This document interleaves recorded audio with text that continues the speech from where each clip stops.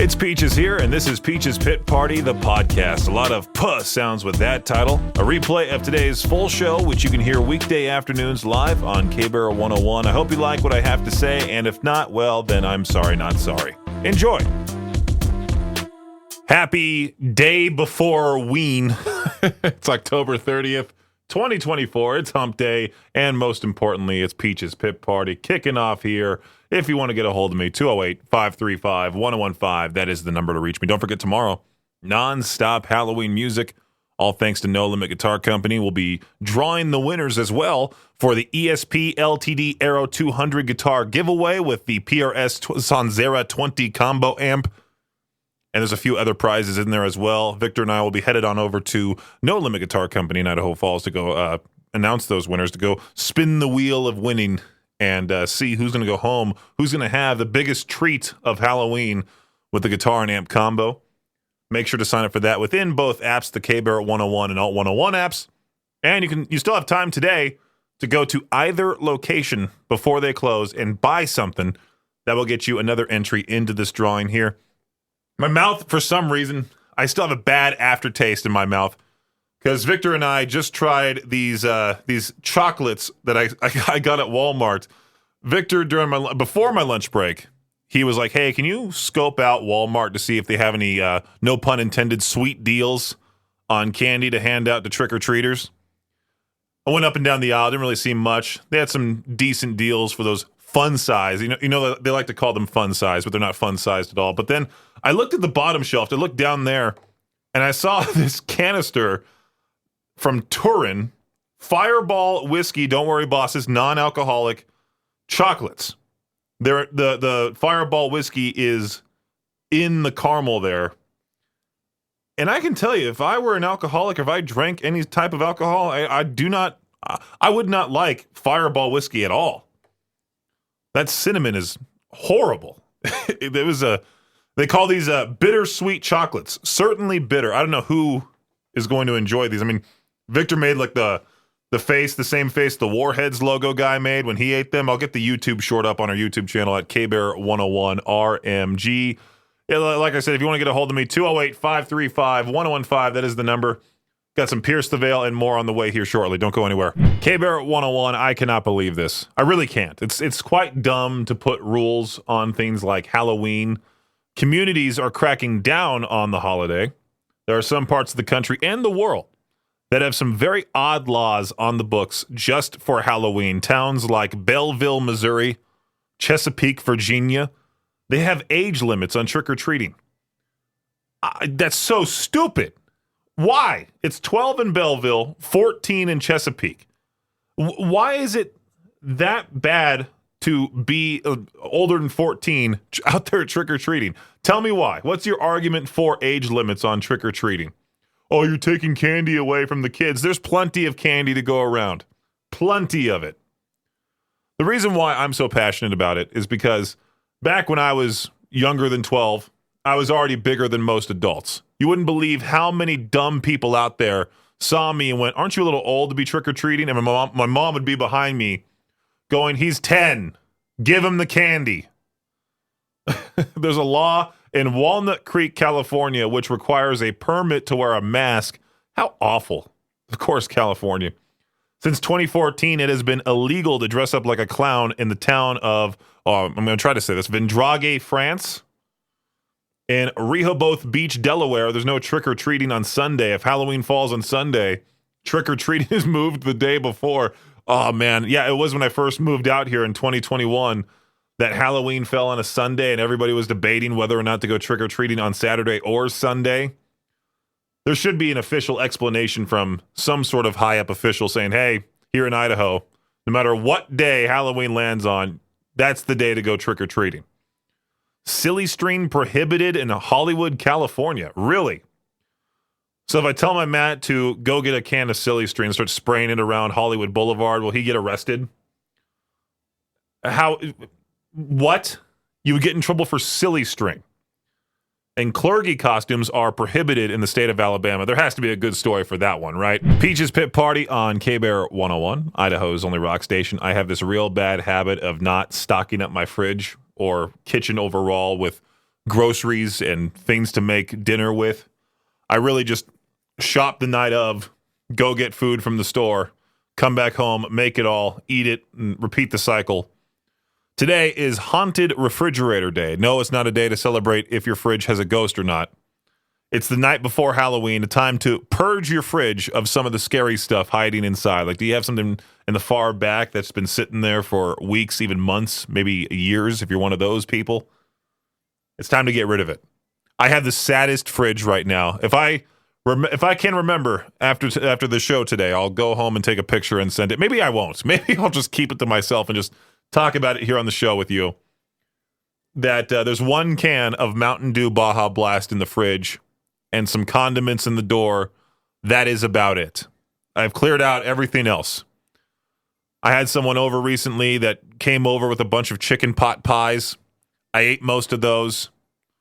We ate most of those when we were hanging out, and then there was like 2 or 3 left. I'm like, you know what? I'll eat these for dinner. They're little tiny pot pies. Saves me money. Sure, I'll go for it. Yeah, but now it's completely barren. There's the Brita filter with the water. There's the Mountain Dew Baja Blast can.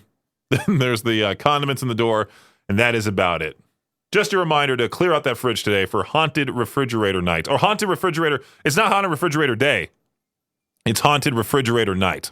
Game 4 of the World Series last night in the Bronx was certainly eventful. The Yankees won, which extends the series to a Game 5, which will be played tonight at Yankee Stadium.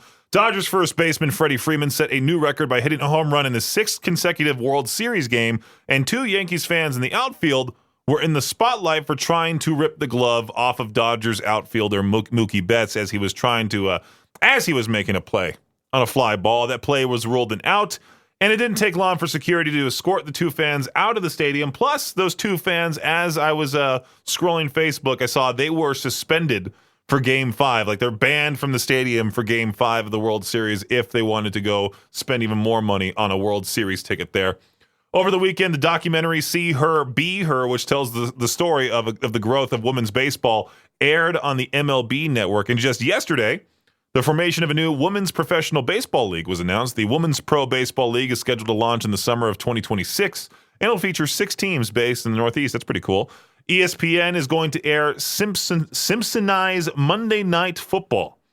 They're going to Simpsonize Monday Night Football. The December 9th game between the Dallas Cowboys and Cincinnati Bengals will feature an alternate broadcast on ESPN Plus and Disney Plus, billed as the Simpsons Fun Day Football. Bart will be rooting for the Bengals, while Homer will be rooting for the Cowboys. Marge and Simpson will interview players, while Eli and Peyton Manning will appear in character during the alternate cast. Announcers Drew Carter, Mina Keems, Dan Orlovsky will appear in Simpsons character form as they call the game. I like this. I liked it when they did the SpongeBob, the Nickelodeon broadcast of that one football game. It was pretty great when they did that. I'm hoping this is just as great. That does it for your Shot Clock Sports Update. Right here on K-Bear 101. Idaho's only rock station, K-Bear 101. When I was in Walmart during my lunch break, I noticed they already had Christmas trees around and all that fun stuff. And I went, oh man, they're really not waiting until Halloween is over with. They're already busting out all the Christmas decor. The Rockefeller Center, they have chosen their Christmas tree for this year over in New York. This tree is a 74-foot, 70-year-old Norway spruce from West Stockbridge, Massachusetts. It will be adorned with over 50,000 multicolored LED lights, topped with a 9-foot Swarovski star covered by 3 million crystals. The tree will arrive in New York City November 9th. Will be lit up on the annual televised tree lighting ceremony on December 4th. After the holiday season, the tree will be turned into lumber for Habitat for Humanity. Rockefeller Center even posted it on their Instagram. I feel like if trees could talk, this would be like announcing who's going to die, and they're all like, "Oh, please don't let it be me! Don't let it be me!" All the trees that look most like Christmas tree, all the trees that look most like a giant Christmas tree, they're like, "Oh, it's my year, unfortunately. I'm about to be chopped down and put on display in New York City with 50,000 lights." Isn't there somebody specifically that has to decorate this entire tree? I think I've talked about that on the show before, how there's one guy probably leading a team to say, put these lights around this part, put these ornaments there. What if you do a bad job? I wonder how much that gets paid. I have so many questions. If we can get that guy on the show, Let's do it. 208-535-1015. Well, this goes to show once again that Hollywood is out of ideas when it comes to creating new movies. People of a certain age might remember the interactive game, the video game, or the Oregon Trail. That game first released in 1971, played by kids who grew up in the 80s, now being turned into a comedy movie produced by Apple. It seems the producers are taking a page out of the Barbie movie playbook as they intend to include original musical numbers to bring the retro game to the big screen. Who are they going to cast for it? The same old people? That's what's happening with a lot of movies right now, too, is the same old people getting cast for everything. Dwayne "The Rock" Johnson, Tom Holland, Chris Pratt, Jennifer Lawrence, Jenna Ortega. Same group of people. If I were one of them, I'd be happy about it. But since I'm not, well, again, these video game-based movies, the Barbie movie started a whole movement, and now we're seeing all these different video games being put up on the big screen. The Borderlands movie, one of the worst video games movies of all time, which is absolutely sad because I'm a huge Borderlands fan. Luckily, the Fallout TV series ended up being just fine. And the Minecraft movie, you can already tell that's going to suck. Wasn't there something else, like another toy that they were making into a movie? There's a whole lot of stuff. They're also making the Rugrats into a movie. They're making a live-action Rugrats movie. Again, no ideas, no original ideas coming out of Hollywood anymore. It's been a minute since I've been to Vegas. I haven't been there since I was like a very young kid. I think I was 8 years old when I was there last. My parents and I, and my sister, of course, we went to Circus and just hung out in Las Vegas for a couple of days, and that was about it. I've been wanting to go ever since then. I know Victor will be going to Vegas here in the near future. Some TikToker named Ugg Madison spent almost 3 hours at an $80 buffet in Las Vegas before being asked to leave. She was determined to get her money's worth at the Bacchanal Buffet at Caesar's Palace. Her video features seafood, desserts, sliders, meats for her first plate. This is where it gets weird. I know why she combined everything. She ate strawberry ice cream on salmon, M&Ms on meatballs. Again, I don't know why. Maybe it's because she wanted to try everything she could. After about 3 hours, she was asked to leave. The buffet has a time limit of 90 minutes. Could you imagine that? That's wild to think she exceeded the time limit of an hour and a half. That's all you have in there. For $80 for food. She said, I understand the limit, though. They have to keep tables circulating so they can have more customers flowing in instead of being at a standstill. You know, people like me would stay in there for hours because if I'm spending $80 on food, you best believe I'll be there all day with Tupperware. As part of our K-Bear Rockin' Halloween, haunted by No Limit Guitar Company. Don't forget tomorrow, nonstop Halloween music the entire day. Spoopy tracks, spoopy songs. Well, I was reading this story here that I potentially could have saved for what the headline coming up here soon enough, but I thought it was just funny to talk about on its own standalone break. According to Fortune, is it a magazine or are they just a website? No, Fortune, the news sharing website. There was a bizarre incident that took place at Famous Yeti's Pizza in Stoughton, Wisconsin. THC-laced pizza was served from Tuesday, October 22nd and Thursday, October 24th. In a Facebook post, Famous Yeti's Pizza confirmed that it will help with help from Stoughton police and local health officials. They discovered that their dough had been contaminated with Delta-9 oil. The discovery came after the restaurant received reports from staff, Yeti's owner, and employees of unexplained physical reactions. In total, dozens of customers experienced symptoms due to the contamination. Could you imagine being one of those people? You're just eating a pizza. I just had a pizza from one local place here not that long ago. I couldn't imagine eating like a couple slices of that. Next thing you know, I'm starting to see things. Go, whoa, man. Whoa. Didn't we talk about a similar story that this same sort of thing happened in China like a couple weeks ago? This underground sewage pipe in Moscow this time suddenly burst, caused a disgusting geyser of human waste. I liked what they put for the headline here. Putting the poo in Putin. Video captured the moment of the pipe burst. Sewage was launched more than 180 feet into the air. The fecal fountain continued for several minutes, spread debris and contaminated water all over buildings, vehicles, public areas. It's unclear what caused the pipe to burst. Cleanup crews will remain in the area to clear the mess, which looks like it might take a while. I'm watching the video here as I'm speaking, and there's cars covered in stuff. Oh, man. Could you imagine having a horrible day? You come out to your car, you just see it's covered in this poo geyser. The results of this poo geyser, putting the poo in Putin. I like this. I like the headline. K-Bear 101, Idaho's only rock station. Trader Joe's, the stores don't just pop up anywhere. There's an Inside Trader Joe's podcast where these hosts were detailing the method for deciding where new locations will open. Any single time you see a question online on Facebook on one of those Life in Idaho Falls groups or a local Facebook group here in the area, you'll see somebody ask, what store do we desperately want here? And the top answer usually is Trader Joe's. I myself love Trader Joe's. Every single time I go to Salt Lake City or Boise, I'm more excited to not go to the show, but to go to Trader Joe's the next day. If I'm spending the night in Boise, oh man, I bring my Trader Joe's freezer bag. That next morning, I wake up bright and early, go get breakfast, and then run over to Trader Joe's, do a nice little shopping spree before I hit the road, make my way back to East Idaho, and put all that Trader Joe's stuff in my kitchen. And I'm reading here the steps, and it looks like, unfortunately, that first and foremost, we're looking where people are, is what one of the hosts said. More typically is better. So dense population is what they're saying.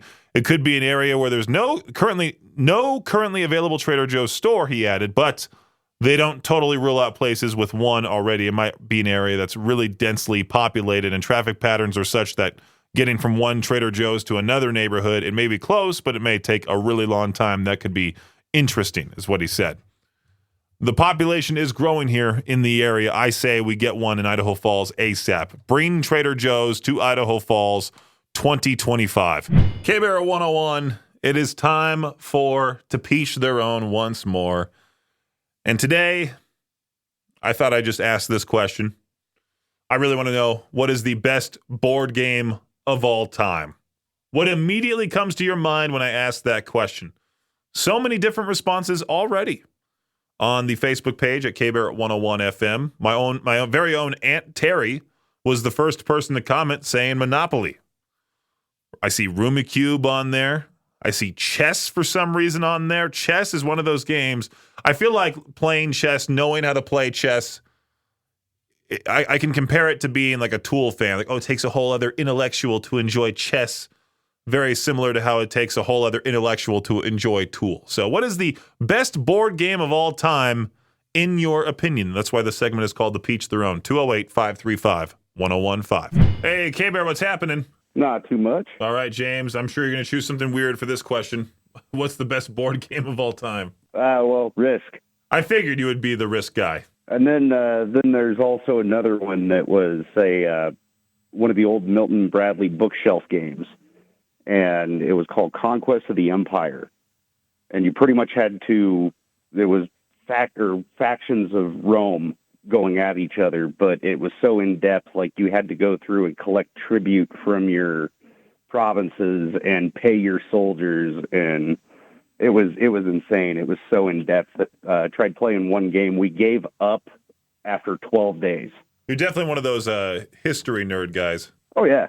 Like, if there's ever a history trivia night at the bar, I'm for sure going to hit you up and say, hey, come with me. I'm a wealth of useless information. What would you consider, Jake, as the best board game of all time? Catan, or Catan, however you want to say it. That seems to be the controversial answer. I've seen people put Catan, and other people are going like, no, it's not, it's terrible. Well, so that one, I think why it's cool is, like, they have so many expansions for it. It's so old. But, like, another one, I would say that's super, like, small would be like, I think I'm pronouncing it right, Cascone. I thought you'd be more like a Candyland type of guy. Oh, yeah, always. I mean, Warhammer Candyland, who can go wrong? Shoots and ladders. Monkeys in a barrel. The game, sorry, before you flip the board in a fit of rage. Okay. I legitimately cannot play sorry with my brother. We will come to blows. Thanks for listening to Peach's Pit Party, the podcast. If you enjoy the show, please share, subscribe, and rate the podcast. Peach's Pit Party is hosted by me, Peaches, and is a production of Riverbend Media Group. For more information or to contact the show, visit riverbendmediagroup.com. Until next time, Peach out.